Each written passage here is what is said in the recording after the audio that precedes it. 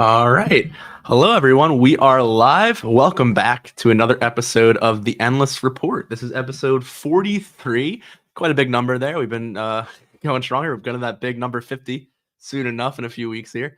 But we got a lot to talk about today. So, of course, as you may have seen from the thumbnail I put up on the Discord there, we had a PlayStation State of Play this week. I was considering after last night, after that State of Play had aired, maybe I would go in today and switch that thumbnail to something more relevant, maybe the big game or the big announcement from the State of Play. But I decided not to, and I just kept it as is because I do think I'd want to talk about the larger showcase as a whole. I'm not to put any negativity on it, but it might not have been my favorite PlayStation State of Play they've done so far. I'm not sure if there was one big standout game that I really thought was worthy of that, like that pedestal spot as the top game of the showcase kind of thing. So we're going to talk about that a little later on here as we get into everything. But I want to start off with a few things as usual on our docket. Of course, we always start off here with releases in the last week. And this week we have a ton.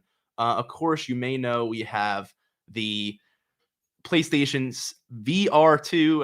They're having a little tongue twister here with the State of Play on the tip of my tongue here. But that PlayStation VR2 also released this week. And this State of Play that you see here on a screen was supposed to show us some more announcements, some more VR games, which you did get, and we'll cover that as well. But I figured we talk about those releases beforehand. So other than PSVR, we also had a few games I wanted to mention. We had Atomic Heart, that game coming from the Xbox side of things. I've seen some mixed reviews on that. I have not played that myself. I don't know too much about that game myself, but have seen some mixed reviews on that game as well. We also saw Like a Dragon Ishin. That's of course from the Yakuza Like a Dragon. Those developers. Again, I'm not too well versed in that series, but that looks very interesting as well. Kind of like that similar kind of like sense of humor and like action gameplay you see from a lot of the other Yakuza games, but a more like seems like there's like sword gameplay, melee combat, different setting here. So pretty interesting looking with that game as well. But the reason I brought up PSVR is there was about 30 or so, launch title, or maybe not all 30 launch. Those are the launch window titles they've announced, but a good amount of a couple. I want to say over a dozen games released this week for PSVR. Some older, some maybe have been available on that MetaQuest 2 or some other platforms. That being said, these are all PSVR 2 versions. A lot of them have some upgrades. But I think as we'll get into the PSVR impressions here, as you might see on the docket, as well as the showcase, I'll talk maybe a bit more on that, about what I'm expecting in the future from PSVR, what I see right now on the docket, how we're feeling about that, and and all that good stuff. So I guess without further ado, I think we're going to jump into that in a moment here. I'm actually going to move our docket over, and I think I'll leave us probably on this screen because I actually have some show and tell stuff here. I have the PSVR 2 controller in front of me here. I figured I would just briefly talk about this, kind of get my impressions of it. Obviously, I have, as you can see here, I have the PSVR 2. I'm going to grab the headset in a second as well. I've briefly played it a few times this week, not a ton yet, so these are my first impressions here, if you will. But I do think it would be worth discussing, since there's not a ton of, brand new news this week, but definitely a lot of stuff that's happening. This just released, and it's like, what better way to, release a review, I should say, a brand new piece of hardware than on the show here. So as you can see, I lifted it up before. This is the controller. I only grabbed the right controller because they're basically identical, and I figured I would just walk you through that. On one side, we have to use both left and right. But as you can see here, you have your thumbsticks in the front. I'm trying to see this through my camera here, as well as two of your face buttons. So you have your X, circle, triangle, square. Just on this right hand here, you can see you have just X and circle. So they're kind of cutting it in half there, like that half of the square buttons. And then on your left controller, you'll have square and triangle in these two positions. There's no D-pad whatsoever. Of course, you're in VR, so you have motion controls and some other things here. So maybe the D-pad's not necessary. And there's been some really intuitive, really cool interactions I've seen for using menu systems. When you don't have that touchpad or or the D-pad. So we'll get into that in a second as I talk about some of the games I played. But other than that, of course, you have your triggers. These are, of course, those dual sense haptic, adaptive triggers here. You have the haptics. I should say the haptics are in the controller itself, but you have those adaptive triggers, and those have been pretty interesting to try out in some games so far. But again, I'll speak on that more specifically in a little bit here. But other than that, of course, you have your options button, you have your share button as well. And one thing I will note is when you hit that share button, of course, on the left-hand side of the controller, if I had that with me, they show full screen share, like everything else on PlayStation in VR mode as well. So I was actually able to share some clips of myself. I was playing that Gran Turismo racing, some racing there, and I was able to share a clip of me looking around, seeing the rearview mirror, seeing the steering wheel in front of me, all the stuff in the car, and be able to share that video. And you can see my sort of it's on a screen, but you can see my in-headset movement. It's really cool. So very, very cool feature there. I think these controllers are awesome. As I said just then, I've been playing Gran Turismo a bit here again with my limited time so far with the VR headset. Again, it came on like Wednesday, so I had like a little bit of time last night to try it out, and maybe very briefly on Wednesday after I set it up. But that game, I actually have a steering wheel set up for that. So that was, for a lack of a better, critical term, that was like unreal. That was really an incredible experience to sit there feeling like I was steering the car, hitting the pedals and being able to look around inside that cockpit, for lack of a better term. I played No Man's Sky as well, and the same thing. You're in space. You have this whole, you can see everything around you. You can reach out, grab the throttle, grab the speed, and you can push forward and accelerate your spaceship. Just really, really cool stuff. I think for at least vehicle games, I think it works so well.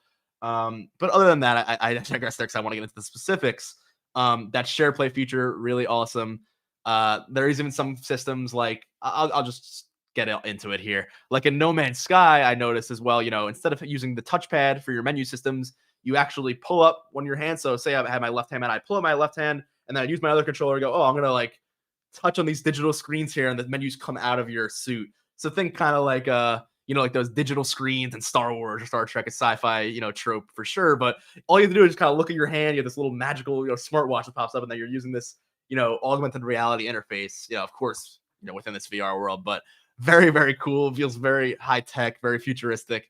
It really is an immersive experience and something that's hard to, translate. I guess, I could talk about this all day. I could talk about this, for hours on end in the podcast if I wanted to, and it wouldn't really give you that visceral feeling of stepping into the headset and feeling like you actually are there. I mean, even if I could show you some videos online, I'm sure that, there is PSVR 2 gameplay, across the board. I will put some links in the description here after the stream, but you can tell, it's like, of course you're seeing that head movement, you're seeing where you can look around as a player and you get that perspective. But like many times when playing a game just feels different than watching a game, with VR, you get that, like I said before, I use the word visceral because your brain really feels like you are in that environment. And it's much different than watching it on a screen. That illusion of the screen and wrapping your eyes and really being within that universe. It's really something that can only be described to a certain extent, but that feeling and that again, I wish I could use a better term here, but almost like that sixth sense of like your brain maybe loses that track of where your reality is. Like you really feel like you're in that car or you're in that, you're walking around that virtual world. It really is something else. And this is, obviously I love games. I'm always passionate about, especially immersion in gaming. I love, like RPGs and things where you really feel like you're enveloped in that world and you're doing what you want to do and you're exploring. And I think VR, just in terms of immersion, really takes to the next level. Again, of course, with the technology here, there are limitations. I think, as more time progresses here, we get more and more graphical improvements, more and more technical improvements. That's where we're going to really see these really incredible VR experiences. But, speaking on that, we're going to get into the state of play in a minute after this review here. Let me pull out the headset just to discuss this a little bit more. And I got, of course, this headset has wires coming off of it. So I'm trying to do this as tidy as I can here in my setup. But if I can get this to not pop away in the green screen, you can see the headset here. Again, very, very sleek. I mean, if you're a fan of the PS5 design, again, I'll try to get that not cut off. Maybe I can put that in front of me here. Very sleek design here. Again, if you had the PSVR 1, you'll know how much, some of the little issues with that headset. Very sleek there as well, but it had a lot of smaller issues that were just limitations of VR at the time. You had that HDMI pass through. You had a separate docking station to then mount your HDMI cord in, pass it through the TV so that VR is working. This thing right here, it's just a single cord coming off the end. This is a USB-C cable. You plug it into your PS5 and bam, it's working. You do your setup on your PlayStation and you're good to go. There's a few software updates, of course. You have to update your controllers again, like you do with the DualSense as well. But in terms of features here, I mean, this thing's, again, as light as you would expect it to be, given how big this is, and you're looking at this here. Very, very light. Again, a lot of this is plastic build, premium quality plastic, I will say. Very hard plastic here. Reminds me of the DualSense controller to give you a better perspective if you know how hefty, and pretty quality, that heavy, that heaviness, that weight to the DualSense does give a little bit of a sense of, the quality of the material there. I do think I could speak for this headset. It is light enough where, of course, you want it to be as light as possible if you're going to be wearing this on your head, especially for extended periods of time. But still, it's sturdy enough. I don't see this being too flimsy or anything like that. So that's why I'm kind of reiterating that. But you put this on. There's a few latches here. You push this latch down to. If you can see here, it's probably hard to see that button because it's all black plastic. But you push this button down here as well as the back release button on the headband, and then you can open it up. And I'll see if you can kind of see that stretch here. Yeah, again, sorry with the camera, but there's not much else I can say in terms of just the technical specs, rather than really just talk through a lot of what I talked about on the show already with the eye tracking, the foveated rendering, the triggers, the haptics, the headset haptics. That headband I was just showing you here. This headband actually will vibrate.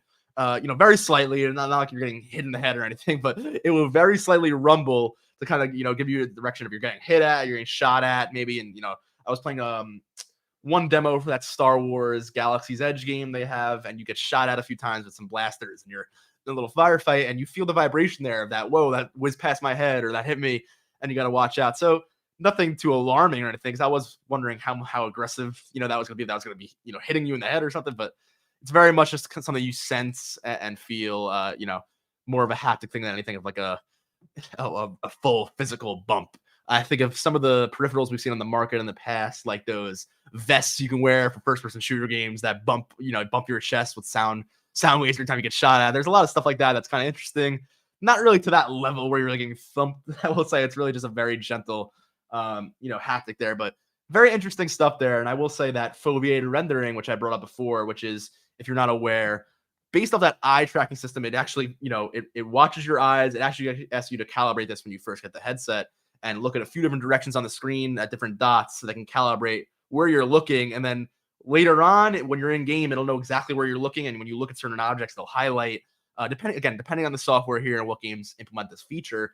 But you could also use that eye tracking feature for what's the main, I think, one of the big selling points of PSVR 2, which is its foveated rendering. So essentially what this means is that it's only rendering the highest resolution on screen directly in the center of your vision. So instead of giving you this full 4K display in front of both of your eyes, it's actually only pinpointing exactly where your focus is, wherever you're looking around, and just directing all the resolution and all the higher quality to wherever your vision is, your cone of vision is at that one time, thus saving all the bandwidth and all of the performance that would be needed to push that same resolution to everything else around you on screen. So very interesting there. And I think we'll see more of that as time goes on and this hardware really develops. Maybe a year or two from now, we get some more, later down the line, full-fledged like PS5 next-gen games that are also, fully taking advantage of the hardware with the VR headset here. I think you may see visuals you may not expect on a VR platform, or things that may not have been, deemed possible, maybe at least in VR or even on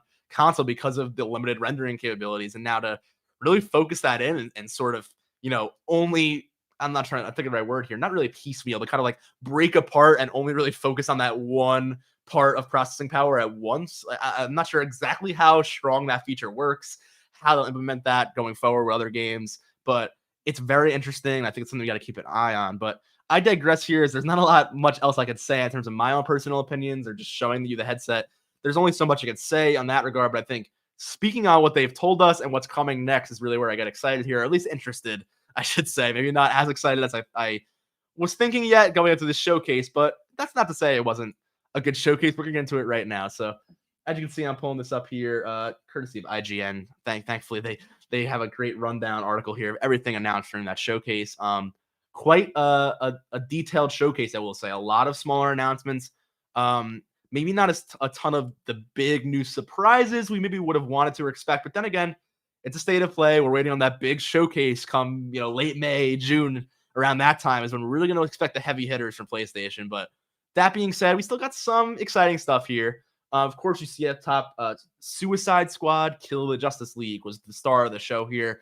I'm going to end up on that. I'll get into my thoughts on that game later on, because I do think we'll go through some of the smaller stuff here. But I'm just going to skim here, because usually, just to be transparent with you guys, I love to cover everything I possibly can in these showcases. I want to make sure you guys don't miss a single game. That being said, these showcases can get pretty long. This was a 45-minute showcase, just showing those trailers. And if I go in a long, in-depth 5-minute discussion on every single thing, I'll end up being here all day. And then there's some other streams where I've talked on these conferences for, an hour or even longer at length. And, well, I think that's fun. I want to do that. I want to make sure you guys get all the information, and then you can go off and maybe dig deeper onto the games that you're particularly interested in. So again, as much as I want to give you guys all the information I possibly can, or not be like biased on talking more on the games I'm more interested in, you know what I mean? I want to make sure that I'm not missing anything there, and I'll just give you guys all the rundown of everything that's here very briefly, and then maybe after that, I'll go in and give some more extended thoughts. If that makes sense. So with all that aside, I'm gonna jump down here and kind of just skim through. As I said, this is a cool announcement. We got some new fighters for Street Fighter 6. That's one I think I'll link, but I'll link all this stuff in the description, so don't worry about that. But I think we'll move on from that for now. But very cool. I will say briefly, just like a 30-second blurb. Not the biggest Street Fighter fan, just because historically I haven't been the best at fighting games. I'm not the best at finding a character, mastering their move set. Again, of course, the competition in fighting games is very steep, and I'm definitely not on the level of some, the pro players and things like that. But that being said, I still have a lot of fun in fighting games. I've played Street Fighter in the past. There's a few fighting games throughout time that I really did gravitate towards. It's a random one, but I remember playing Virtua Fighter 5 a lot, very much on my PS3. That was a game we had at the time, and I really enjoyed that game. But side note, and that doesn't have to do with Street Fighter, but then again, this gameplay looked super crisp. I've seen some people say even that the graphics for this game weren't as popping, or the lighting wasn't as incredible as they may have expected from a next gen Street Fighter title and an earlier showings. But I did hear in this recent showing that and I saw it myself in my own eyes. It did look really well. People were saying that it looked better than it has in the past, so that's good to hear. It seems like they're continuing to develop and update this game. So the characters they announced are looked interesting. It seems like there's a bit of a mix up on different styles and stuff too. And I've seen some people discussing how they feel about the different styles of different characters and like more so like the musical themes in this game. Cause I know Street Fighter is very much known for its like musical themes and different themes throughout the eras. Again, I'm not too big. I'm not the biggest Street Fighter, base of knowledge here. So I don't want to speak on something I'm not entirely aware of, but I do know that is the case to some extent. We also got, as you see here, an extended look at Baldur's Gate 3. A lot of looked like turn-based RPG gameplay, a lot of narrative content here in this trailer. For someone who doesn't play a lot of turn-based RPGs, I was actually thinking of games like Divinity Original Sin or the sequel to that game. I'm trying to think of another great example. I actually thought this was looking like Divinity a bit, but I'm not the biggest Baldur's Gate player either. So again, I wish I can give more insight there. But I thought this looked awesome. I think this looks really, really cool. It's coming out August 31st, so we got a 2023 release date there. If you're a fan of turn-based, RPGs or just like a character building, it looked like there was a lot of cool narrative stuff going on here. The character creator looked awesome. The graphics looked great. The isometric view, combined with those really crisp visuals, that game looks awesome. And it's just someone who's kind of a novice when it comes to those type of games. I'm still interested to like look into it or check it out, or maybe even look into some other very popular, maybe RPG based books. I'm very into RPGs and narrative and world building and things like that. So I think maybe that'll be my ticket into a turn-based game, but we'll see. But very, very cool looking stuff from Baldur's Gate 3. And I'm gonna see if I could start playing more of these trailers. A lot of these trailers they play a lot of advertising.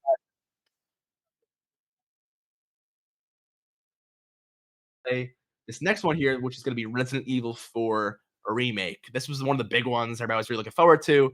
And the reason I kind of started off here saying maybe this wasn't the best or the most exciting state of play of all time, not because it wasn't good. I think it was solid, but it was most of what we've already been expecting. I mean, we've been looking for updates on this on Resident Evil 4. I've been looking for updates on some more PSVR 2 stuff, and we'll get into that later.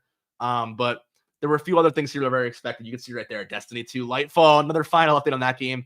Don't get me wrong, it looks awesome. And if you're a fan of Destiny and you've been along that whole journey, I'm sure Lightfall looks incredible. So not saying it shouldn't be there or anything, but in terms of like new surprising reveals we wouldn't expect, we didn't get much of that last night, unfortunately. That being said, here is that trailer for Resident Evil 4 remake. Again, another remake of an old classic title, but a very long-awaited remake. It looks fantastic. Again, I'm coming as someone who has not played Resident Evil 4 originally, which I know I'm what's the word here? I'm showing all my lack of titles I gotta pick up here with this state of play. So maybe that's why I didn't gravitate towards me as much. A lot of game series here that I've yet to either try or get into. So that being said, not a negative thing at all because this game looks fantastic. I've said on the show before in the past, I'm not the biggest like horror or zombie person, but Resident Evil is Resident Evil. I think it's something that I've played a few Resident Evil titles, but I think I really need to just for the sake of like being someone who's into video game history and loves everything about how these games develop, things that were built as tropes in games, and worked on through other titles. Resident Evil 4 and especially Resident Evil 2 remake, some other older Resident Evil titles are such huge, iconic, games that I think I just need to play. As someone who loves gaming, the history of it all, I think it's something I'm definitely missing out on there. It's like film as well, or TV. I'm a big film guy as well. I'm a big music person. I love all types of art and media and stuff, of course. But this is one of those times where it's like, oh man, that's in my backlog, or I don't want to use the word classics. I feel like I'm making it sound like this game is like ancient. It's not that ancient here, but I guess it definitely is a classic. I think I could say that, especially with how we are a younger industry than film or literature. I think we can use the term classic with a little more recent, more recent bias there. That being said, I'm getting off on a tangent here. I do think this gameplay looked really cool. Definitely want to check out Resident Evil 4 remake. I believe, I'm not sure if we got release date here. Let me see. I may have literally just March 24th. So awesome. I was thinking it was like recent, not recent, but very soon. So there we see we got a special demo coming up, probably for free on PlayStation, and we have a March 24th release date. So exactly a month away there. We're waiting for Resident Evil 4.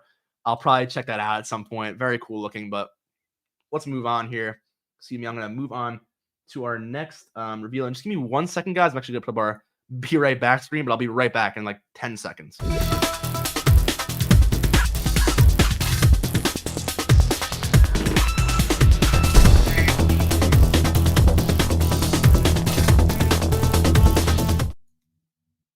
All right, guys. Sorry about that. Actually, just had a little cough here, just to be transparent. I didn't want to cough into the screen of the camera. So that out of the way, I want to move on to our Bungie announcement here. Of course, Destiny 2 Lightfall.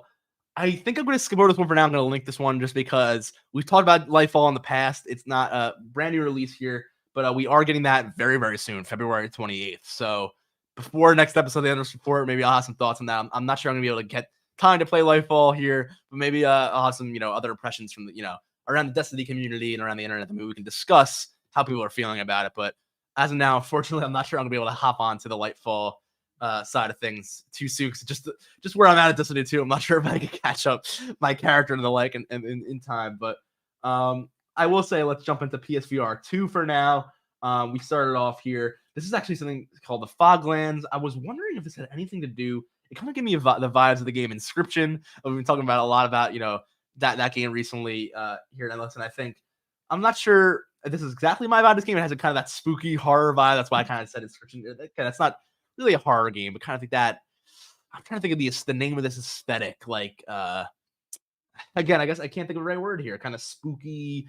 There's like this, like, I don't know. They have these glowing. You see the guy with the glowing eyes here. I really can't think of this. Oh, not really like a Tim Burton thing, but more so like a Halloween kind of like.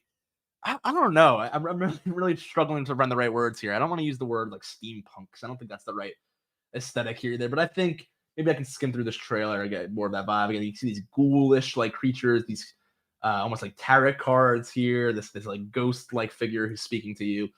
Again, very interesting art style here. See a lot of VR gameplay with the use of your hands. Again, there's some revolver shooting gameplay here. So it's this is when I was like, oh, this is definitely not Inscription. I don't know what I was thinking there. But this was a very interesting trailer here to start off with, at least for PSVR. I mean, graphically, not to knock it, I think this game is really looking good. I think maybe I'm a little bit biased after playing that Gran Turismo, that update where I'm thinking like, man, I want to see another like really high, like photorealistic fidelity type VR games. We don't see those often. And I think that'd be pretty exciting. And unfortunately, I'm not sure we get exactly that today. And we're going to get through these other 4 games here. Of course, Foglands, that was the title of that one, Foglands VR, coming in 2023, but no release date as of now. Probably sometime, I'm going to say, who knows? August, September, around there. That's just my random guess there. But it seems like autumn, early fall-ish is what the vibe was for that one. Then we get, this one was very interesting here as well, with Green Hell. This is another VR title, and I'm going to let that Nintendo Switch advertising play here. Got a little Kirby going, so at least it's relevant to gaming here with this ad. But as we let that load here, you're going to see in a second, this is like definitely like sci-fi. I shouldn't maybe say sci-fi, but there's some stuff going on here that maybe gives me that impression. But definitely like survival, maybe even horror gameplay here. I think of the games like The Forest. If you're stuck in the woods here, there seems like there's something hunting you down maybe. you're crafting, you're making tools, building a fire, shelter. So very, very cool, interesting survival mechanics. Looks like you're running from predators and some, maybe some, I see that's like a cheetah there or something like that. I couldn't see that. Bow and arrow gameplay. There's a compass. There's a lot going on here. So it looks like a really cool, again, something else going on, some sort of dream sequence. I don't know what's happening here. Maybe some sort of narrative as well. So you see some people with you. There's no audio here on the stream, but they were asking like an SOS message with that walkie-talkie. So looks like, you're lost in the jungle. I'm not sure exactly if we have any release date there. It looks like late 2023. But again, maybe another interesting idea for VR. I guess they will have to see how that one turns out. But then again, it wasn't really nothing that was really making me go, oh, over the top, excited as a PSVR 2, recent purchaser of the PSVR 2 here. I will say this game, I'm gonna have to let us load an advertisement as well. This comes from developers of Tetris Effect and I believe Res Infinite was their title. I may be mistaken here. Keep my Tetris Effect. I'm 99% sure they also made Res Infinite, which is a really cool PSVR title as well. But either way, that aside, this one is called Humanity. And it is very different from either of those games. So as you can see here in the trailer, you have these huge swaths of people. This is described as a puzzler game. So you're kind of guiding these crowds in different directions. There's some mechanics here that, to either guide these people on certain, through certain obstacles, challenges. You're going to see more of that as I let this run here. You can even build your own levels, which you'll see later on, and build these kind of obstacle courses to guide your groups of people through. It's very interesting, very I'm trying to think again, I'm at a loss for words here today. I don't know if I'm tired or something. I can't think of the right word for this. There's a lot of interesting stuff here on screen, but a very like ethereal kind of like alternate. I kind of get this almost like afterlife kind of feeling from this game. It feels very like spiritual almost in a weird way. I'm not trying to think of the right terms here. But very interesting art style concept. It's something we really haven't seen much like this before. We've seen our likes of like, you see those videos on YouTube where they'll have like those total war games and just a bunch of soldiers go at each other. Kind of reminds me of that when you see this kind of stuff here at the end. Like here's a massive amount of NPC characters and let's just like throw them against each other. Those you'll see that I'm trying to think of the right games. They're like those like total war simulators. They'll throw like 10,000 Roman soldiers against like battalion of like an army battalion or something like that. Modern army battalion. There's stuff like that I've seen in the past. Not exactly. I don't want to what's the word? Undersell this game here. It looks like there's a lot more going on here with puzzles and mechanics and maybe even some narrative implication behind like what's going on here with like this universe. If this has any narrative implication here. You see there's a lot going on here. It's very interesting. Especially that last shot. It's a very, very again, I'm at a loss for words with this one, guys. I guess that's all I can say. Very, very interesting one. It's coming out in May, but there is a limited time demo, as you can see, that came out as of the showcase. I'd actually go download that later on. I believe there's actually, there's an optional VR mode to kind of manipulate your little, humanity cluster here, or whatever that may be. But I think you can also play that in just normal full screen mode, no VR attached, and that's pretty cool as well. So again, we'll have to see later on how to go with that one. I'll make sure we're not auto playing more videos here. This was one of the main games I want to talk about today. This is Chia. So again, it's another one, like I was saying, Resident Evil 4 remake, where we've been seeing this game for a while and a few PlayStation showcases, but we've been waiting to kind of hear when this game's finally going to release. This was probably my highlight of the show, just because, and maybe that's something that's like an indie game, but I was very excited for this game. It looks really cool.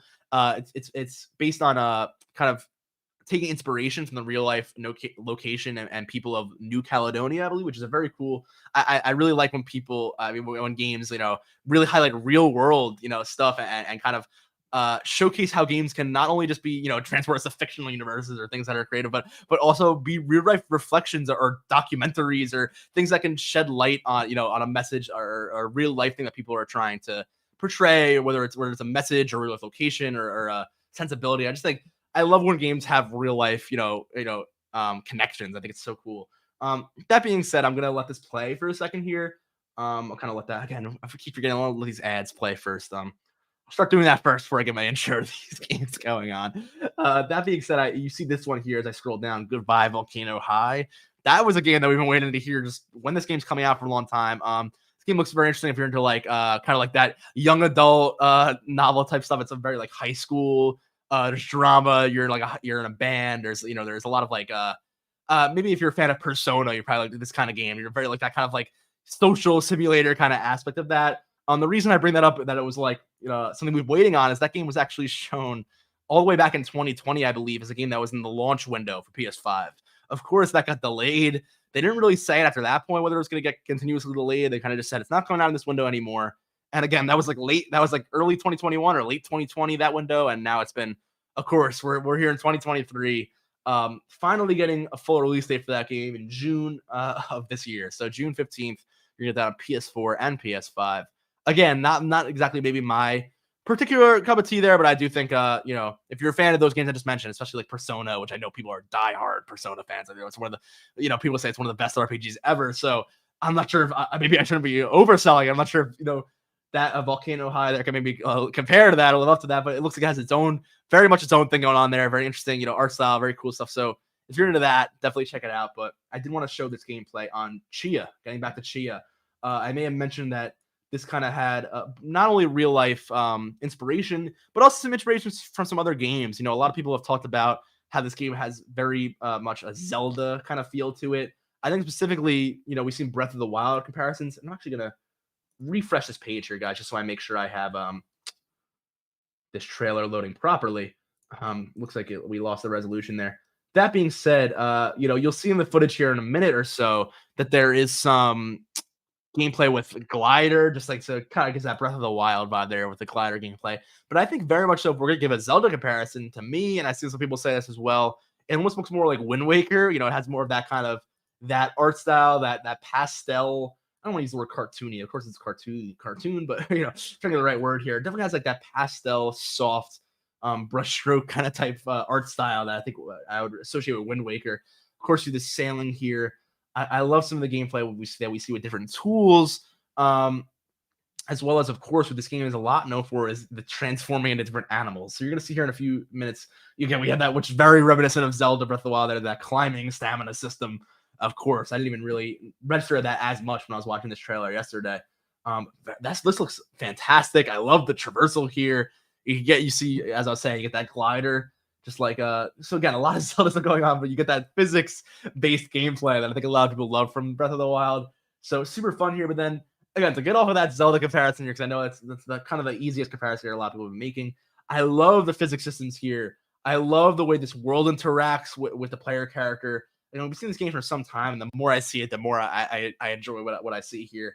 I love the idea of these real world locations. I think it's very that was so cool there. The fact that you can do that in-flight control of different tricks, and you have like full ragdoll control. I love stuff like that in games. I think it's just fun to have that freedom. I think there's a part like that in Grand Theft Auto of all games where you can hold circle and then make your character spin however you want it to, and just little things like that to play around with the physics. I think is always fun. And you're not seeing this here yet per se, but looks like really, really cool map system. But you can also find, native animals to these islands and be able to transform into these animals, whether it be, I saw a dolphin gameplay here. Maybe I can fast forward. We saw like a parrot. There's some turtle gameplay here. Even a beach ball. We saw salamander or centipede. I didn't even see. I think maybe this is an extended gameplay overview here from IGN, because I'm not sure they even showed all of this during the trailer last night. So I think IGN may have put one of their own videos in place of the trailer, but that's okay, because this is actually showing you guys a lot more of what I wanted to talk about anyway, that maybe the trailer didn't really portray. So you see here, she's turning into a lantern. So it's not just animals. You can really, and she's using that actually to explode into fire. So a lot of very cool abilities here with these transform abilities. You see a fruit there. We have a little crab. So I think this game looks really, really cool, intuitive. There's a lot of really cool gameplay systems going on here. And again, like I said before, there's that dolphin. The more I see of this, the more I enjoy. You see a little, we see a cat here. So there's a lot going on with this one. Really, really cool gameplay though. And I think this is something I definitely want to check out. And the big, I think the kicker here that made this really hit home for me was that not only is this finally getting what I think is its wrap up, but we're in the launch window here. Not only got announced that it's coming out very, very soon. It's actually coming out in March. It's also going to be included as an extra PS Plus extra game if you're one of those extra subscribers, which I am. So I get to get that game for free. They're just wondering, I'm really interested in this game. I think I would have spent the $30. This is one that I would have pulled the trigger on very early, especially if the reviews agreed with everything I was seeing here. But That being said, March 21st, it comes out launching into PlayStation Plus Extra and Premium tiers, as you see here. So very, very cool. I'm going to be able to play that one for free. And if you are, excuse me, a PS Plus Extra subscriber, again, that's a kind of the extra is the middle tier, which is basically comparable to Game Pass. Even Premium is I believe the exact same price as Game Pass Ultimate, which is about 120 a year. You know, the Game Pass Ultimate and Premium match up there, but Premium, I would say, unless you guys are really big fans of some of the classic like PS1, some PS3 streaming stuff, PS2 games, you may not really need to go all the way with Premium and just get the PlayStation Plus Extra, which is about like correct me if I'm wrong here. I want to say it's around the 80 to like 90 range because I know base PS Plus is still $60 a year. Somewhere in between that 60 and 120. I want to say it's like the 90-ish dollars US, I should say, US dollar range, but I'm not exactly sure there. But anyway, I digress there. If you have it, if you are subscribed, you get this one for free on day one, which is awesome. It's not, it's not a free monthly game later on the line. Launch day, you can download it for free. I believe Stray was a similar scenario. So that was how I got to play Stray, which is again one of my favorite games of last year. Super cool. So PlayStation, I think, has been really, again, I'm an Xbox fan, I'm a Nintendo fan as well. We're gonna talk more about both of them as you see on the docket in a few minutes here. But I do think Nintendo, I mean, not Nintendo, well, they have as well, but PlayStation has really been hitting it out of the park with these indie kind of partnerships they've had in the past few years. You think of games like Stray and Sifu and that game now Pacific Drive, which they're probably showing soon. I'm surprised they didn't show that in this event, actually. I'm forgetting there's a few from years past that are on the tip of my tongue, but PlayStation Indies has been really good at supporting some of these games and making them almost like Arkina Bridge of Spirits is a huge one I was forgetting. That was the one I could not think of from Ember Labs there. So PlayStation's been great at supporting a few different studios there and even giving them some support to build these games. And really, I think PlayStation Indies has done some awesome stuff the last 2 years. So anytime I see a game like this, Chia has been one we kind of waiting for a while. I get pretty excited because I know that even, not that, I wouldn't be regularly excited for indie games that do something new and different, but you do know that there's a lot of quality and thought put into these particular, I think, endeavors that we see Sony getting into. And I usually know that if Sony's doing it, I'm probably going to, at least we would be interested in checking out to see what's going on over there with their indie projects. So again, that's enough of that. I think I've said enough about, some of these titles here. This one was very cool. I'll briefly mention, I don't think we're getting to gameplay, but a new Naruto X Boruto Ultimate Ninja Storm Connections is the title of this one. Connections is the new title here. Again, this is coming fall this year. We didn't get a release date for this one, but I've played some of the other Ultimate Ninja Storm fighting games. A few of my friends are very much into them, and I tried it out, and I was blown away with how cool the 3D fighting style could be, where it is very much a fighting game. You're very much that linear arena, but you have a full 360 circle to run around and fight on. It's very, I'm sure, again, there are other fighting games like that. I'm not saying it's just because my experience is limited that it's that unique, but it was unique to me. Very, very fun gameplay. The new one looks awesome. If you're a fan of Naruto, of course, you're going to be more into it than anyone else. But that being said, even if you're not the biggest Naruto or anime fan, like this game does look really, really fun, really, really cool. Acrobatic, like 3D fighting game gameplay. There's a lot of really cool moments when I played that with friends. So I do definitely recommend, if you are interested in those titles, maybe check out some of the previous ones or gameplay of those and see if that's up your alley. But that trailer is there as well. And again, we're fall 2023 there. No solid release date. But again, I'm gonna speed up a little bit here. This was that RPG Wayfinder. If I'm not mistaken, I believe that this was coming from the same people who did Warframe. And I maybe confusing that with that one other game they announced earlier on. So I'm gonna maybe search on the side here so I can give you guys the right information with that. But that being said, I actually believe this is the end of our article here. Besides Suicide Squad, the Justice League. So while I'm looking into that Wayfinder stuff, because I just want to clarify, I'm the developers here. That being said, as I'm looking this up, I want to start talking about that Suicide Squad game. We'll get into that, and I'll scroll back up, and I'll show you more about that. That being said, Warframe publisher, I should say, Digital Extremes, the publisher of Warframe, is also publishing Wayfinder here. So it's the publisher that's the same there, but I wanted to clarify because I knew there was a connection, and I wanted to make sure that I wasn't mistaken, and that was this game and not another. But that being said, I'm going to move back all the way up to our Suicide Squad game, and I'll let this load for a second. Of course, we'll get through that Kirby ad probably for the fifth time here. Let that run, and then I'll start that up. But I don't want to spend too long talking on this one because, as you may have, interpreted or predicted from how I've been leading up to it, I was not the most enthused by this game. And this is something that I was going into really not being the most enthused by this game. I had heard, I had seen what had happened with Marvel's Avengers. And look, I'm not the biggest superhero fan, but I am a fan of superheroes. I love Spider-Man. It's probably my favorite for sure. I'm more scripted towards Marvel, but I love Batman. I love the Arkham universe here. I'm a very much a Batman fan for sure. So I was interested at first. Again, it's Rocksteady. They haven't made a game for 8 years since the Batman Arkham series. The Batman Arkham series is obviously beloved for many reasons. It kind of solidified the superhero genre. And as someone who I'll talk often on the show how much I love the Spider-Man games, probably my favorite superhero, would have never gotten those games without the Arkham series happening. I think that's for sure. So, as a Batman fan, Spider-Man fan, of course, who is, many people are, I was cautiously optimistic here because the more and more I heard, the more I didn't, I wasn't too enthused just in the model of this game, what was going for it. First things first, just the what it is inherently as a 4-player co-op game. That's not inherently scary. I love co-op games. I think co-op looter shooters, which I'll start playing this gameplay, so maybe you can get some context here. Is kind of what this seems to be, and maybe I didn't expect it to be as Borderlands, Redfall, Destiny as I thought it would be. This is very, very much like a co-op third-person looter shooter to like the most extent, and I really didn't expect that. I thought there'd be a little more character, I guess, with the uniqueness of these 4 playable characters. Of course, you have Harley Quinn here. The Suicide Squad is very well known, but I think Harley Quinn's probably the most popular of the 4 by far. I don't think there's gonna be as many players who are diehard into. I really wanted to play as Captain Boomerang or King Shark or Deadshot, as Harley Quinn. I think maybe Deadshot. I mean, from the and King Shark from the recent Suicide Squad films that has that audience, of course. But I've seen from a lot of hardcore DC fans who are big fans of these properties that are like, why isn't this just a Justice League game? I want to be Superman. I want to be the Flash.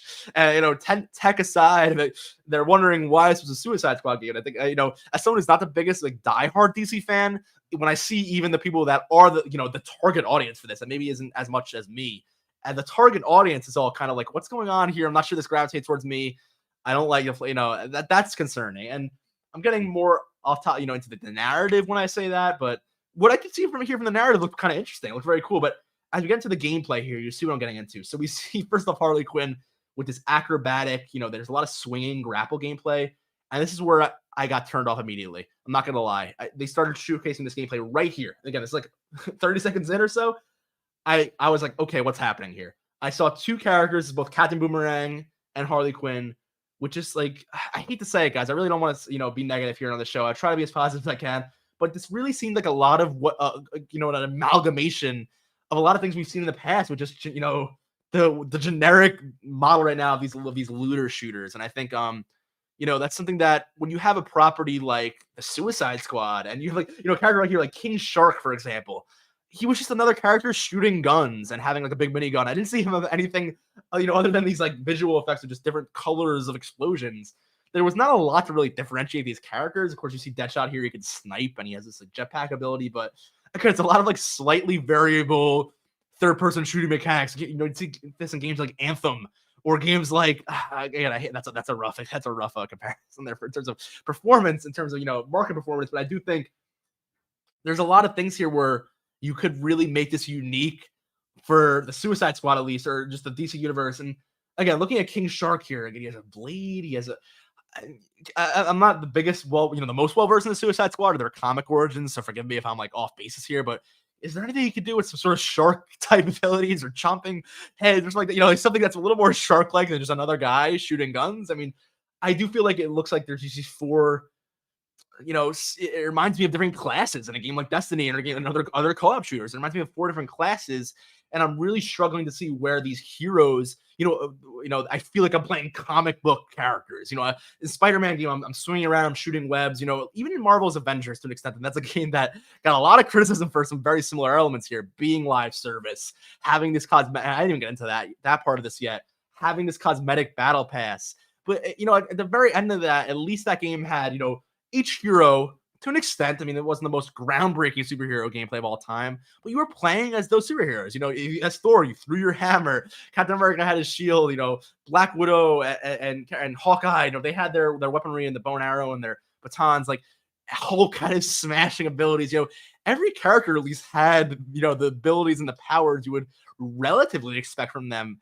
And I feel like here we're just you're shooting at these giant purple orbs. I with just generic, there's just assault rifles here. And I struggle to see like a lot of that DC flair and that comic flair. We had Lex Luthor in the beginning there in a mechanical suit, and to see him, and I think this might be Lex Luthor again here. We have Brainiac, I believe, is the main villain in this game. So there's kind of this like overarching like purple essence that's controlling the Justice League. Is obviously controlling these giant like cannons and stuff you saw before that were just getting destroyed. So a lot of people online were just saying, but like, we're looking for some more comic book flair here. And they get more into that later in the showcase by discussing the battle pass system. The tiers, how you can customize all your characters with recurring, cosmetic upgrades that come in each of the seasons they have planned here. So one example was like, they have these villain cosmetic packs that you can either play for or progress through, I guess, maybe potentially spend real life money on these villain packs. And one was, for example, the Bane villain aesthetic. So you had King Shark having some like green, elements on his costume. He was shooting that green goo that like, Bane kind of has like that toxic, noxious gas thing that whatever, Bane's got going on there with those green tubes and all that kind of stuff. So they have like these aesthetic packs that you can purchase for your characters, but they don't necessarily, again, these are just these kind of like, again, they feel like cosmetic aesthetic skins. They don't really feel like necessarily narrative elements or things that are really playing into the story here. What you're seeing right now on screen was probably my, the most interesting part of the entire, showcase here, which was the narrative essence, showing what's happening here. You see Wonder Woman using the lasso of truth, and Flash reveals that the Justice League is corrupted, and the only way to stop the Justice League is for them to all be killed. So Wonder Woman realizes she may have to fight the Justice League, and now we see the Suicide Squad. It's their, the kind of underdog villain story that they actually had to kill the Justice League. Of course, the title of the game. That wasn't clear there. You see the Justice League with those corrupted, like purple eyes there, all that stuff going on. I'm just going to rewind this just so we can keep discussing for a minute or two more. But that being said, yeah, I know I've had a lot of like so feelings on this. And I brought up that kind of how I think the battle pass system and a lot of what they're doing here may not, be suitable for this genre. I shouldn't say genre, this IP. I think maybe, learning from what we see with Marvel's Avengers in the past. And again, I'm not trying to make a direct comparison there, but this is really, very much so the DC live service game. I wonder a few things. I wonder why it wasn't the Justice League themselves. I wonder, after 8 years, again, there's been a lot of negativity on the internet if you haven't seen this response. And I hate to just join and be a negative voice here. There's a lot of good stuff going on here. And I want to provide, my constructive feedback. I wouldn't want to, there's a lot of great effort and awesome art. And it's so much that goes into this game that looks awesome. So I would never want to, push down on anything that's been developed here. There is some cool stuff here. But I do think there needs to be maybe something else to set this apart, more so maybe down the line to really bring these characters into their own. I think, this is also always online. I should note that. So even if you're playing single player, this always requires an online connection, full stop. So I hate to say it, but that puts the writing on the wall for me of like, being generous here in like a couple of years, 2-3 years from now, if this game doesn't get the support and it fails, the server's going to go offline. It'll just be a dead game because they can't, unless they can figure out a way to support it in an offline mode. This is going to be entirely reliant on the investment and the player, a large player investment of them investing in your microtransactions and your battle pass system and everything they've got going on here. So I struggle to see, I really do. And I'm wary here how this business model on this particular game is going to perform. I talked about this on the show a bit, not that this business model is inherently flawed or whatever. It's a lot, but I do think it's become so prevalent these days to follow this business, this battle pass structure, that I think some IPs are more suitable than others. I'm not saying that we shouldn't make battle passes anymore. Or we shouldn't make live service games. Live service games have their place in time. And look at something like Destiny, that it's already had, repercussions, and maybe that's not the best word, but like impact on the industry about how games like this are handled.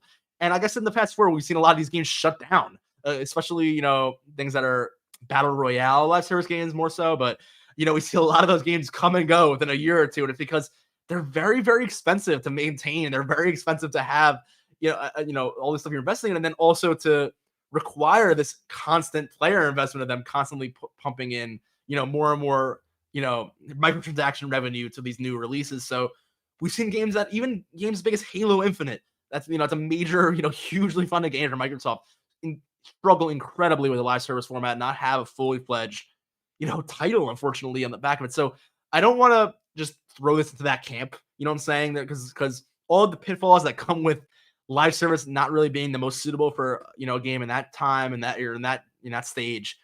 Again, a lot of it's circumstantial. So I want to give the benefit of the doubt here. I want to hope that this could be a very successful, turnaround for Warner Brothers here and Rocksteady, and they find that DC audience that really gravitates towards this. But I hate to say it, this is not me. This is someone who may have not been interested in the first place. I see a lot of, DC, fans online not happy right now, and that's unfortunate. So I'm not sure, what else can be said there in terms of my, how much can be changed at this point, if that's what the goal is here. But there were a few screenshots of the menu system. Was very much that looter shooter type vibe, that Destiny cursor. You have your character stats of every, weapon, gear, legs, arms, torso, helmet, every gear stat, and then cosmetics you can, put on top of those gear stats. It was very much a lot, again, I'm trying to think of the right word, but looter shooters were the only genre description I can really give that suits that best.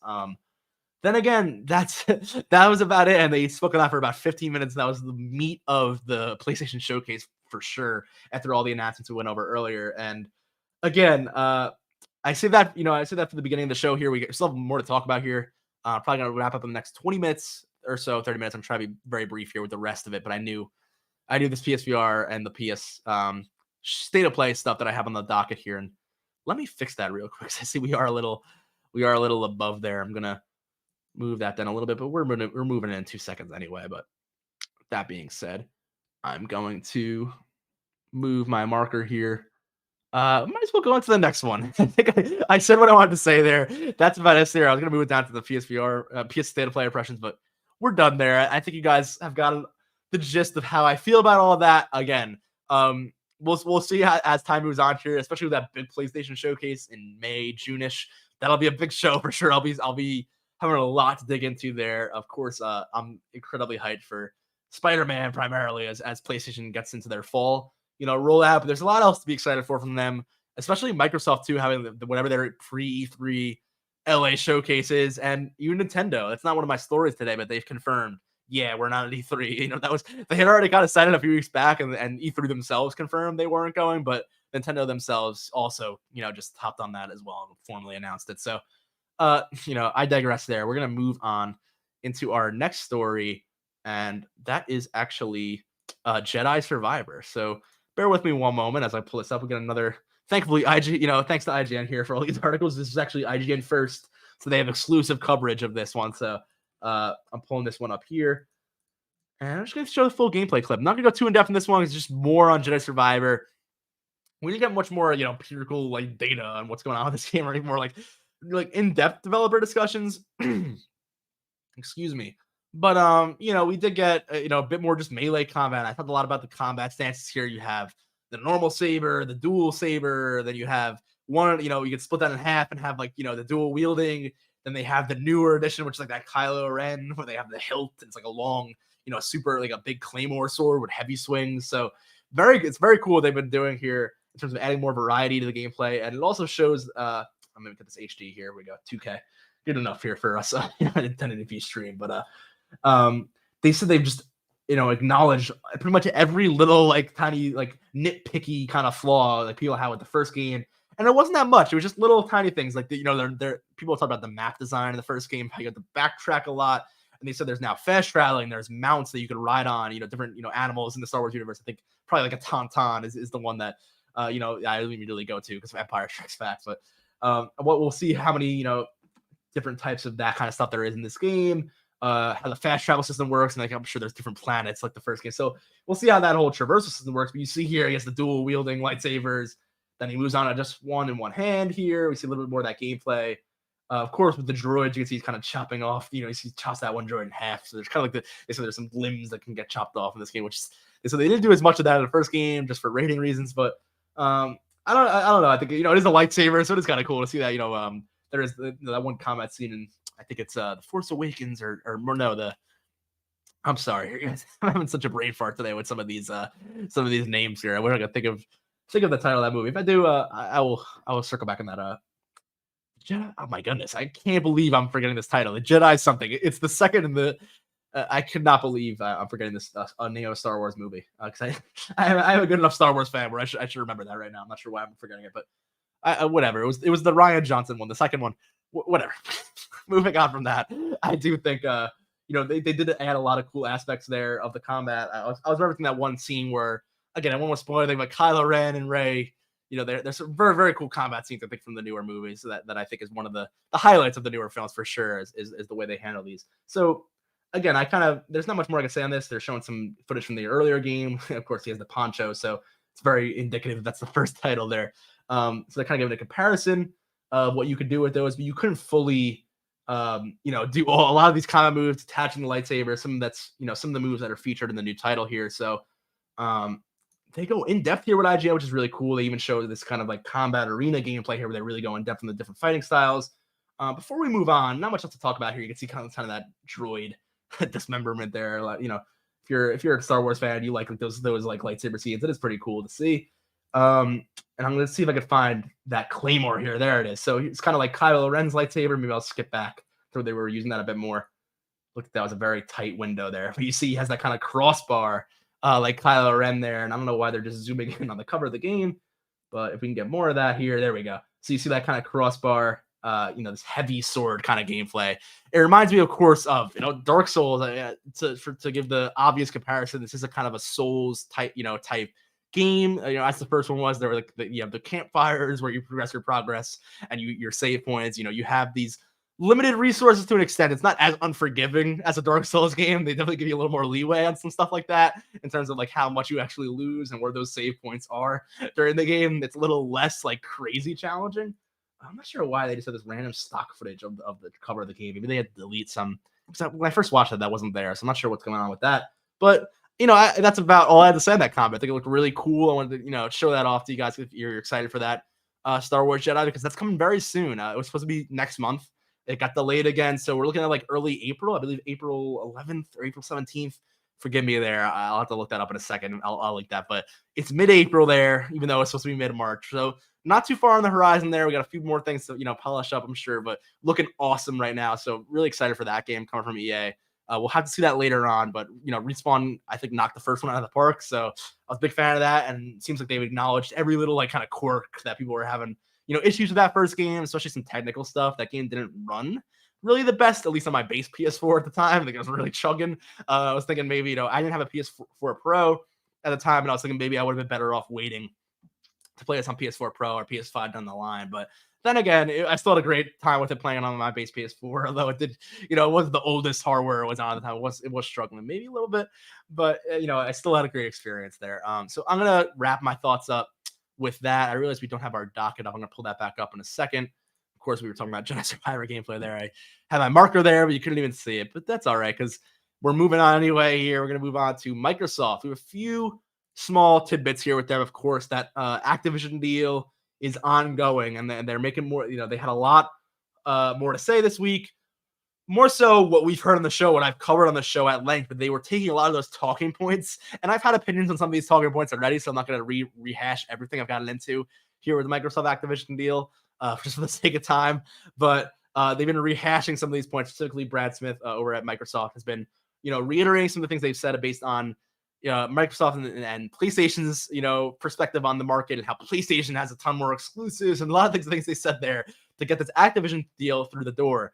But speaking on that, we'll get more into that in a second. They've also solidified those Nintendo and NVIDIA deals that were using kind of, to put it bluntly, as bargaining chips here, really, to kind of force Sony's hand during this discussion. So if you're not aware of this, the big kind of crux of this argument for Microsoft wanting to acquire Activision Blizzard is that Activision Blizzard, of course, owns Call of Duty.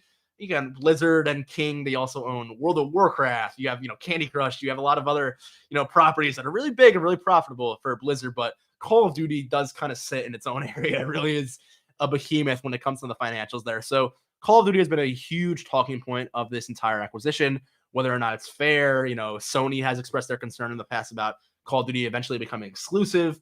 So in response to that, Microsoft has made these promises saying, we'll offer you a 10-year guarantee that it will stay on your platform for 10 years, only 10 years, just to be, I mean, 10 years is a long time, but it's not forever. And with a property like Call of Duty that's been, synonymous with, I think, making money in AAA video games is very synonymous with games like Call of Duty, Grand Theft Auto. Those are two that have lasted the test of time there.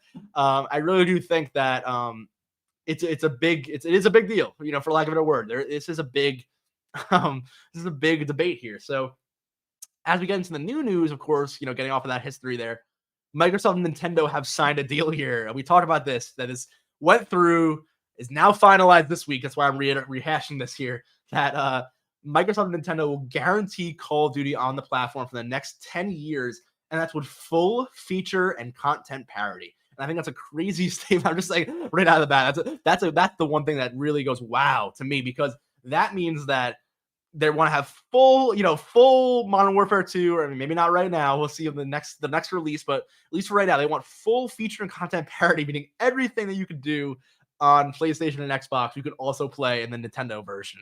So thinking in the current,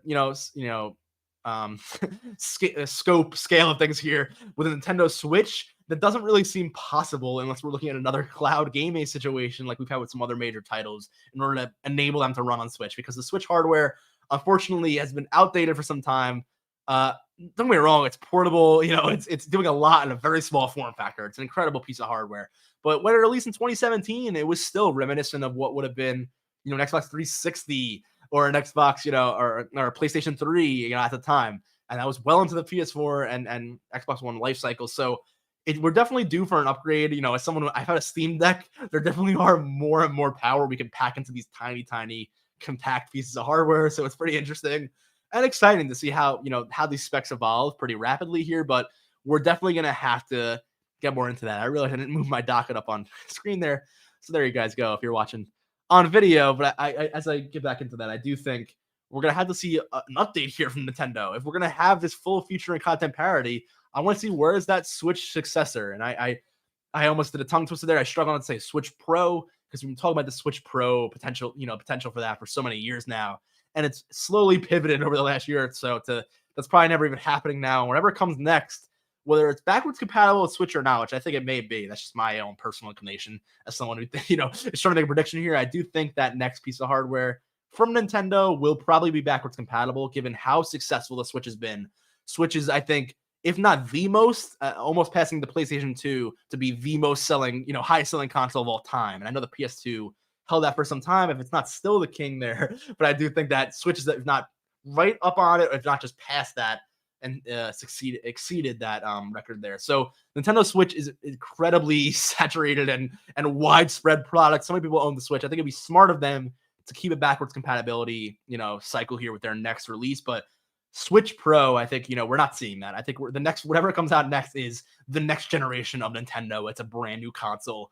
It's, supporting to a level that maybe isn't the extent of the PS5 and Series X, where we're charging $500-$600, like that kind of level. Maybe they come out with another $300, $350, it's a $400 console like they did with the Switch that maybe has these portable capabilities. Maybe they keep the docking, maybe they keep what Switch has done well and has become part of their market here. I mean, Nintendo's not afraid to switch it up, going from the Wii to the Wii U to the Switch. They have no fear of switching up their control scheme, from going from multi controls to what have you. I mean, then again, I do think the Switch is a natural evolution of what everything the Wii and the Wii U did. So at this point in time in 2023, and where Nintendo's head's at right now, and I'll get more into that as you see on the docket. We have a Miyamoto interview, actually, which is very rare.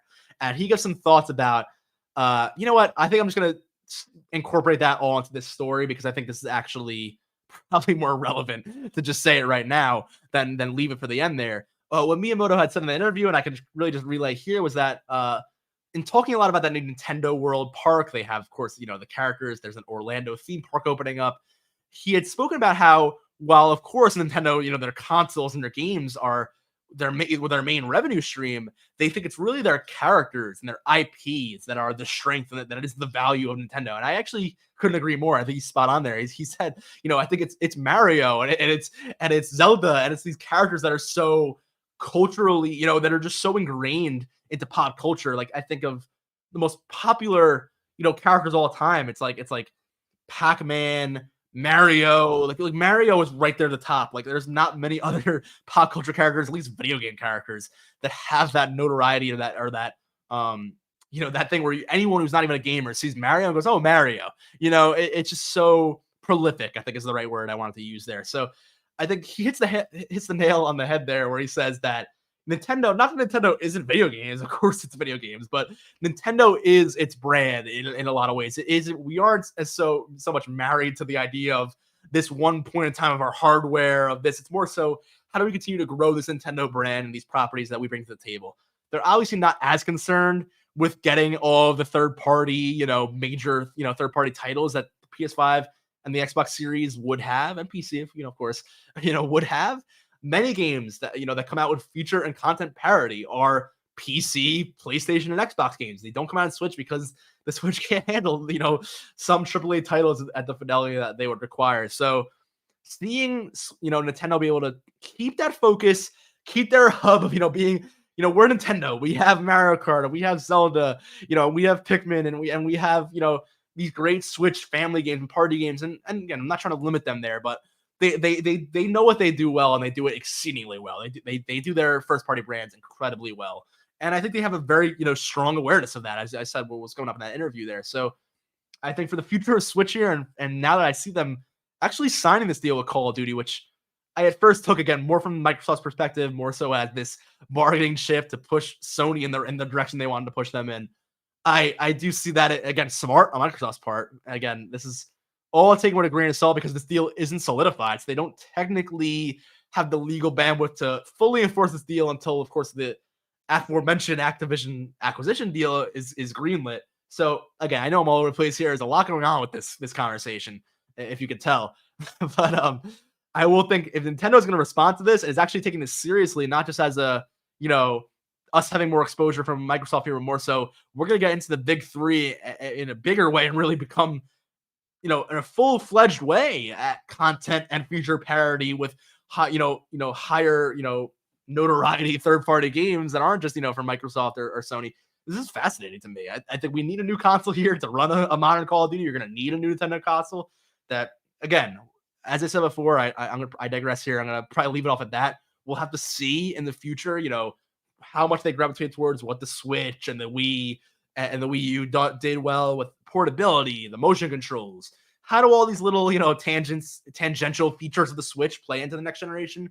I'm not exactly sure. I don't know how much, Nintendo is, like I said before, married to the idea of like these consoles being a certain way, more so than them evolving with the industry. I think they're very conscious of that. And as much as we can joke that they maybe don't evolve tech-wise as much, because as PlayStation or Xbox would, they're not as concerned with that often. They're often more concerned with how they're evolving their MO and what they're doing and how they play a piece into all this. And so seeing, this Call of Duty deal is very unique. It's very interesting. It's very unexpected. This isn't the first time we've seen a Call of Duty on Nintendo. I think all the way back to like the Wii versions of games like Call of Duty Black Ops that actually had motion controls and a Wii controller that came with them. This is not unprecedented. I shouldn't speak on like this could never happen or hasn't ever happened before. But those games certainly didn't have feature and content parity. I mean, maybe they did in terms of some game modes. If I remember correctly, there was some stuff missing fidelity-wise and graphically-wise. They were not on par with the 360 and PS3 versions. The Wii, when the Wii did that, it was certainly not full parity. And they say here feature and content. So I guess fidelity and graphical. Maybe I'm misreading that. Maybe that won't be the case, and they'll be able to put down a lower res, low settings version of Call of Duty MW2 with all the game modes and all the servers running. Again, maybe that's possible. Maybe it's a cloud implementation and it's all the Switch, and I'm mistaken here. But the way I see it, I think we're looking at the future of Nintendo here. I think in the next year or two, we're looking at what is the Switch successor, not a Switch Pro, but a full-on improvement. And I'm going to leave it at that because, again, it's all hypothetical, and I can keep, brainstorming and giving all these ideas all day. But we want to move on here. I want to make sure we're moving on the next few minutes. And we cover just the last of what I have on the docket here.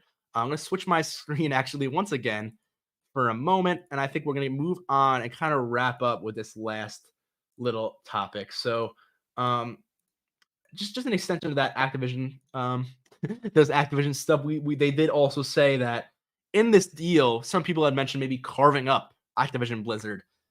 Put it, saying, how about you just buy Call of Duty if that's the big concern, like you really want Call of Duty, just buy Activision or just buy Call of Duty from Activision and leave Blizzard and the King and like all the associated brands alone and essentially break up Activision into smaller pieces and then acquire one of those pieces. And Microsoft said they're not interested in that. I had it on the docket, but I almost realized now it's probably not even worth starting a whole nother tangent on because Microsoft said, no, we want to buy Activision outright. We want all of this to work together. And they've shown here they're signing these deals with Nintendo. They even signed a deal actually with NVIDIA to ensure that, that those who have NVIDIA products, GeForce Now, they'll be able to bring Call of Duty there via Game Pass. And I believe that's probably going to rely on some Game Pass streaming services in xCloud. And learning from that, maybe I'm mistaken. It's the same situation there with Nintendo.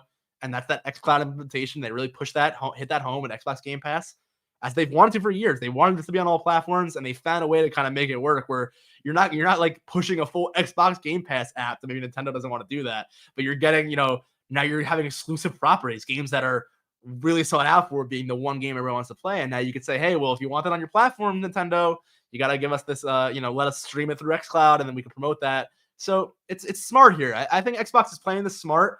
Well, I've spoken on the past about how I feel about their strategy, and I don't mean to be biased as I am as more of a PlayStation player now, but I'm a PlayStation player now for a reason. And I'll say that as someone, again, that's a lot of bias there. And I'll be completely honest because I don't want to sugarcoat my bias there. I play more PS5. I don't own a Series X because as someone who's been an Xbox fan my whole life, I was a diehard Halo fan. I loved Halo. I read the books, when I was like, I played Halo when I was like 8 years old. I had the action figures. I loved Halo. So I'm definitely not like anti, against Xbox here because I want to make sure I acknowledge that bias there, but I feel like Xbox has been, I hate to say it, has been letting me down a lot. I've wanted more exclusive games. I wanted Halo Infinite to work. Sorely wanted that game to do well, and unfortunately, just did not hit home the way I wanted to. I'm a huge Bethesda fan. I love Skyrim. I love Fallout. I'm so, I got to the larger Elder Scrolls and Fallout universes from those two games. I really, really am excited for Starfield as an Xbox exclusive. I will be playing that game. So I'm not just coming from like a PlayStation player's perspective here. I'm not I don't want to criticize, but I'll give them credit. I think it's smart moves here by Microsoft. But the reason I emphasize my bias here before I get into this, because I do think I have not been the most biggest advocate of this deal for part reasons, because I do think that Xbox Game Studios has a lot to prove. They have 30 studios under their belt. And again, I'll wrap this up. It's like I always get into this when we talk about this deal here. It's always a recurring story on the show, but Xbox has a lot under their belt here without Activision Blizzard. They have over 30 studios under Xbox Game Studios, and they've had multiple years now, including last year, where they have yet to put out a single fully fledged high profile release for Xbox, period. And that's troubling to me as someone who is a fan of Xbox. I want a reason to hop on Xbox, and say, oh, this is the game I need to play here. I need to play on my PC. And thankfully I have the PC option for now, so I don't have to worry about that as much. Unfortunately, our stream may have cut out here for a second, guys. So hopefully you're hearing me. I may have to refresh in a moment, but if that's the case, please bear with me. And I'm going to refresh our server.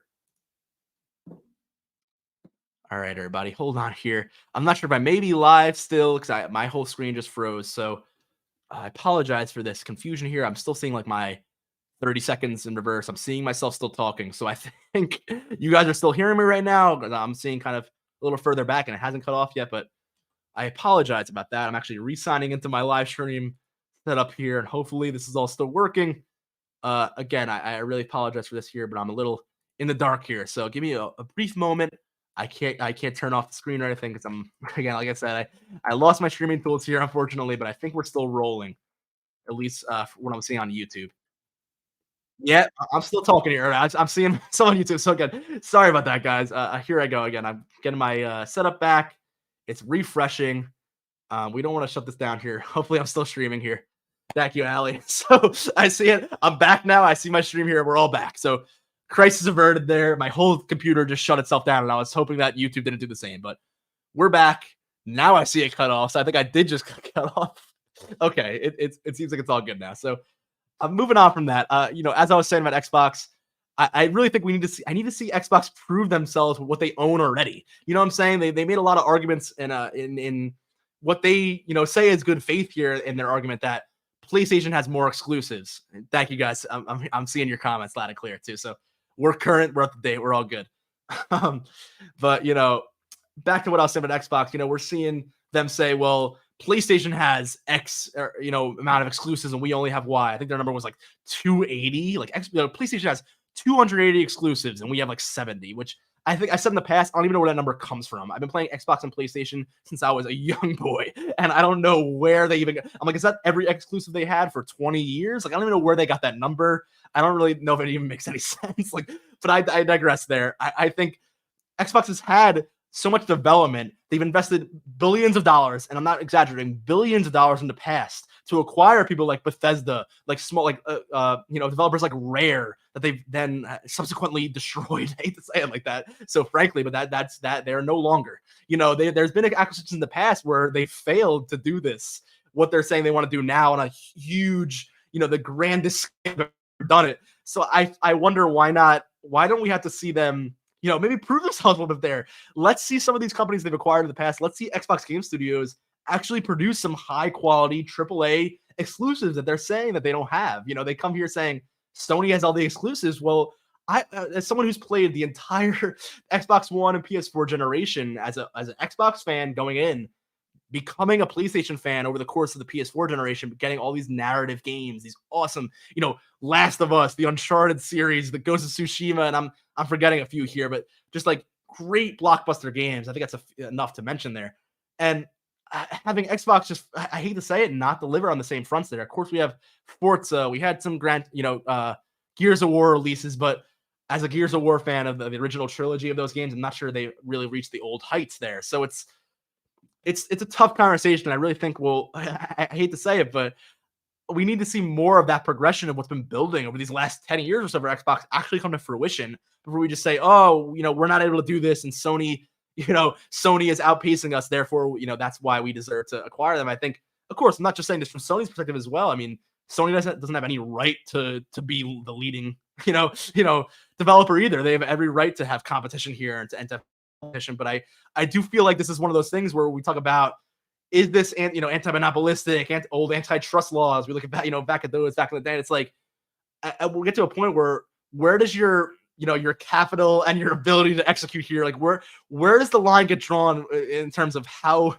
this is authorized? And I think that's where we see a lot of the concerns, from the FTC, from other organizations, from other countries around the globe. And again, I'm going to move on here, so we're almost at 2:30, and I want to end this off with our last that Pokemon thing on a little bright note. But we have some server issues here as well, so I'm going to shut this down before our server shuts down here. I'm not sure why we keep cutting out, unfortunately, but thank you guys for sticking with me. But yeah, I'm going to wrap that up there. I think I've made my thoughts pretty clear on that deal. I do think I would like to see more from Xbox Game Studios that's already existing here. I think Starfield is this huge watershed moment for that Bethesda acquisition that's been that we're still reeling from a few years earlier, to be honest. So we'll see how this all goes. Again, I've been not the most biggest supporter of this deal, but I do think it is. Again, I'm no expert. I don't want to be biased. I have no interest in Sony or Microsoft either way. I'm just saying this as a fan of gaming and what I've seen from how AAA games have been produced from these two entities in the last few years and what I've gravitated towards. And that's just, again, I want to emphasize that's biased. That's all, it's my personal opinion. But as someone who's really into, what I think is the art form of gaming, and I see it as, an art form that's continuing to evolve and to come into its own. I am wary when I see things like this, where I feel like we're not getting the content that is supposedly supposed to be benefiting from this. And so I hope that at the end of the day, whatever happens here, it's a benefit for everybody here. Of course, someone's going to win out in some ways. There may be concessions on both sides. There may be a lot of concessions and compromises here in the way this plays out. But at least for the consumers and for the market and for the people who enjoy gaming, who love gaming, I hope that this ends up being better for all of us in the long run. So again, very vague statement there. I'm not sure what else I can predict there. We're going to have to wait and see. But I almost resent, and I hate to use the word resent, but I I hate bringing this story up every single podcast because it's such a recurring story for like a year now. And I say this on the show all the time. We're gonna keep getting into it, but as much as I don't want to bring it up, we have these huge developments every week, and it's kind of so indicative of the future of our industry as a whole that I think it is very relevant. So that's about that. I'm going to leave it off there with that story and just wrap up with this last little, nice little announcement. So if you're a fan of Pokemon here, I'm going to move this over. It's a very, very big tone shift here from all that legal speak and that and this big Activision deal. If you are a fan of Pokemon, we did get an announcement here, courtesy of Pokemon on Twitter. I'm going to bring that up real quick. I think you guys are seeing that, so that's good. Make that full screen for you then. Anyway, so we see here on Pokemon Day, which is very soon. We're getting showcase a new project in the Pokemon universe. So 227 there. I'm hearing that kind of old 8-bit Pokemon music here. It's reminding me of playing my Game Boy Advance back in the day on the original games. But I'm off tangent there a little bit. But we see on February 27th, 2023, it's very early next week. We're gonna get a brand new Pokemon Day showcase, and something's happening. We're not sure exactly what it is, but we're gonna have 20 minutes of exciting Pokemon news in celebration of Pokemon Day. So I thought that'd be a really fun little announcement to end the show off on today. I saw this. I wasn't sure if I saw it. So I think Jillian from Endless here let me know this is happening. One of our friends who's a big fan of Pokemon. So hopefully we're Pokemon fans were enjoying that there. I saw some of our friends on the Discord as well. I'm not sure if I have you guys' usernames. You guys told me you said you were excited for this as well. So some of our student friends, of course, I won't. You guys don't want to be mentioned in the podcast. I won't mention your usernames here, but I know you guys were excited for that as well. So stay tuned for that. I'm sure you guys will get some cool news. I'm not sure if it's a new game, so I don't know. I want to say get like so super excited for a new Pokemon game, but it should be something, right? I mean, this isn't too typical from Pokemon to do this, so who knows? I mean, I'm not too well versed on Pokemon Day as a fan. I haven't played, I haven't been too enwrapped in the Pokemon universe for some time. But then again, I've heard that people are very excited for this one. It's a big deal. So I don't want to promise a new Pokemon game or anything. I don't want to say anything's coming to Switch or anything like that. But who knows? It's going to be really cool. This could just be extraneous. I think we have that Nintendo World, which I was going to show, but I think we're going to leave that for a later show here. But maybe that ties into Nintendo World. Maybe they have a Pokemon, ride or some sort of Pokemon world they're introducing on top of all of the Mario stuff they have so far. So anyway, that's kind of about it for me today. Hey again, everyone. If you're watching live, I may have just you've seen I may have just ended the show, of course. Hopping back on here for a second because if you're watching this later on, we did have a lot of stream issues at the end here, and I noticed that a lot of it was cutting out. You'll hear me say that earlier on as well, but it looked like it kept cutting out extensively. So I figured what I'm going to do here, probably unfortunately just cut off the whole end of that show there because it's just very choppy. There's multiple, points where I cut out there, and I'm gonna leave this on. I'll edit it so this will be at the end. So just to clarify, I was wrapping up some of my thoughts on the Activision Blizzard deal there. We're going to see more on that, and also we had some Pokemon news as well. We have a Pokemon Day coming up next week on the 27th. But that was it. I just wanted to come back on here at the end of the show and kind of wrap things up formally because we lost all that server connection there. And I wanted to make sure that I had this here, for Legacy so I can have it cut to the video. I don't have to just edit all that off and I end off on you not hearing the end of the show. So that's all that is. I'm going to end off here and I'll be actually cutting off this part. So, this will be the actual outro. So you may have missed the actual one if you're watching later on, but thank you for tuning in. I really appreciate that. Appreciate it so much, guys. And all the links and everything like that are going to be added to the description later on with that edit. So thank you again for tuning into the Endless Report. We'll be back live on next Friday. So if you're not watching this Friday, it's actually March 3rd, which I didn't realize it's my birthday. So be back next Friday for a birthday episode, I guess, of the Endless Report. That'll be a good time there. Talk about whatever happens next week. We'll see what happens. But again, really appreciate you guys coming on today. Sorry for those of you who watched live and dealt with all of that server issue stuff that just happened. Again, I'm not sure. Not much we can do there if it's just the server cutting in and out, but we try our best here with the connection and everything and to deal with those issues as it comes. So here we are, and thank you guys again for tuning in and dealing with all that with me. Really appreciate your patience there. So that being said, I'm gonna say have a great weekend, guys, if you're watching this live, and if not, have a good one. I will see you on the next episode of the Endless Report. All right, guys, thanks for watching.